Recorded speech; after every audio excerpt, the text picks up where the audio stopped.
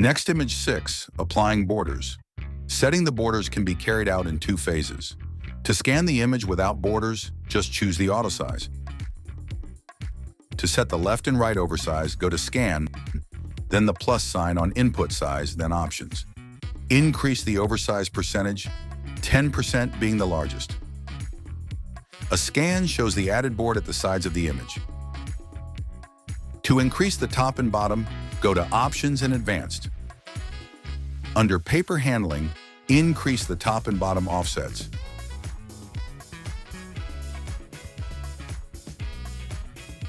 The image now has a border all around.